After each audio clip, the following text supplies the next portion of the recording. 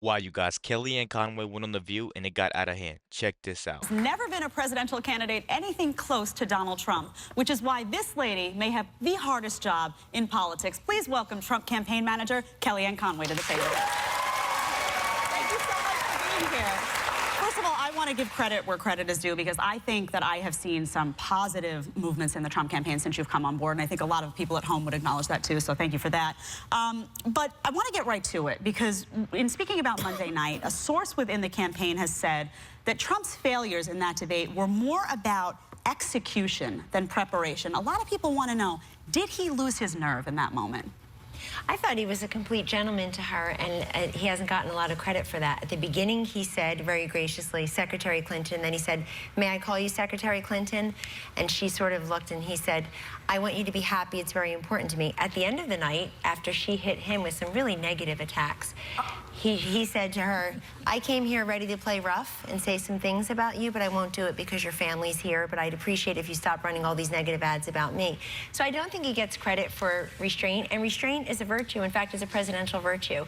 But he did go in there prepared. I'm talking about policy, though, because I was at home and I was, in truth, jumping through my television on issues like the Clinton Foundation, on Benghazi, on her Obamacare, emails. you name so it. people are saying there were missed opportunities for him to come back and have responses to that. Where was he in those moments, and will he be there next time?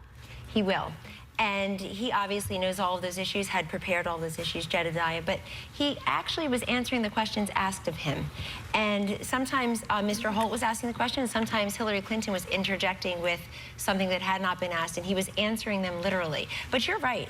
This election is what it has always been about. So, if you're part of the 70%, if you're part of the 70% of Americans, including women who have said, I want this country to go in a new and different direction, if you say you want a change, as most Americans do, if you care about the 12.9 million women who have no health insurance, the 16.9 million women who are in poverty, then I think the choice is very clear. And he's only supposed to answer because you just did what he doesn't do. He doesn't give any information. He doesn't say, and I'm glad to see you here. It would have been nice if he had showed up, because I noticed he goes to all the shows where the guys are. How come he didn't come today? He's been invited on numerous occasions to do this show. He's often not in New York, because I'll tell you what, he's often... Honey, I'm a New Yorker. Don't BS a BS. I'm not BSing. I'm in New York. You know, really, I mean... I would love for him to come to The View, Is he but scared of us because we're women? Tell the truth. No, I want to tell you, he actually said hello. Oh, he did? And he actually said that when he heard What I else was did he invited say? on, when I was invited on the show, he said, I hope that you'll do that show. I think that's terrific. I'm sure he's watching, or we'll watch later. But he's on the road every single day. He gave like 40 speeches in one month on policy. Believe me, He's not at fundraisers with donors. Nothing on policy, Kellyanne, and you know he has been very vague. That's not fair. Whoopi, it's not fair. He's out there every single day. No, sorry. Listen, I'm out here every day, but I have to say something, and he says nothing. He goes out, he says, we're going to make America great again. He doesn't tell you how. He says, all these people are bad, and this is what's going on, but I'm not going to tell you why they're bad. No, okay, so if I may respectfully disagree. He's out there every day. You can see it because it's all televised or it's on YouTube. You can pull the clips. 10-point plan to reform the Veterans Administration. 5-point plan to give middle-class tax relief. A new child care tax credit that Republicans... Where was it Monday? Where was it Monday night? Why didn't he... All the things that you're talking about are great. I remember. Why weren't they present? And you will hear more about it. And I agree with you. I agree with all of you that there is so much to be held to account on Hillary Clinton's record. She said she's... No, we're talking about Donald. Well, we're talking about Donald, baby. I know, we want this election to be about him. It's a choice election. We talked about things that we're going to hear more about, and the fact that he did leave a lot of things on the table there, but yet even after the debate, he said, I wanted to say I got out everything except for the transgressions of Bill Clinton. He says he didn't go there because of the respect that he has for Chelsea Clinton, but are you advising him to go there? Is that fair game? Is it relevant, really? But is it fair game? What does he have to gain? I'm not advising him to go there. It's fair game to think about how Hillary Clinton treated those women after the fact.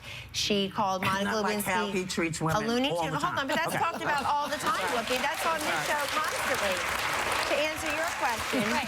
It's really what's a treatment of women. I can tell you the thing about Donald Trump that I hope you would all give credence to is he is surrounded by strong women. He has employed thousands and thousands of women over the years. Let me ask you something about Hillary. And they get promoted. I'm the first campaign manager for a Republican presidential candidate. Wouldn't you turn on the women if your husband was cheating on you? You'd turn on them too, wouldn't you? I would. I would leave him though. Experience, right? Your husband's never Well, cheated. my mother did. My mother had that experience, and she left. No, and she loved my mother. You know, I was raised by a single mother, and I'm sure there are many watching your show. Yeah. And that's who I am. I was raised to be very independent and to give, not to take, and to think for myself and to be entrepreneurial and to think about family and faith and values. I was raised by a single mom who took her high school degree and went and supported us. She, you know, that's how I got through Catholic school. That's how I got through college and law school. She made sacrifices. In fact, I was raised in a household that looks like this. I was raised by my mother, her mother, and two of my mother's unmarried sisters. That's totally why we're in such shock that you're supporting him. No, that's why I am supporting him. That's why. Go ahead. He said just this week that he was talking about Miss Universe Alicia Machado's weight, saying she gained a massive amount of weight and it was a problem. In the past, he's called her an eating machine. I feel uncomfortable with it as a woman, but I'm curious how you felt about those comments. Well, I don't discuss people's weights and their looks. I'm sure that on your Twitter feed right now, you have viewers discussing my looks and my intelligence. Did you say to him? No, I'm sure you people. Right, I never knew how ugly and how stupid I was until, you know, we had Twitter and Facebook. But did you reprimand him for that and say to him, listen, why are you saying women are fat? Why are you calling women fat pigs? Did you say that to him? Yes, I think it's beside the point. But hold on, that he gave that particular woman a second chance. The company involved wanted her terminated. Hold on. Too good. No, that is just the truth. Hold on. I want everybody to know this.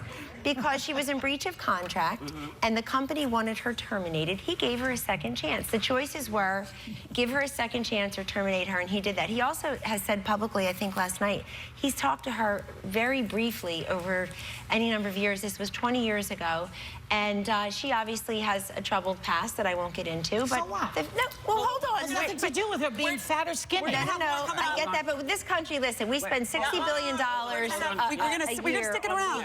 We're going to hear more. You're sticking around. Kellyanne is sticking around. We will be right back for more of this.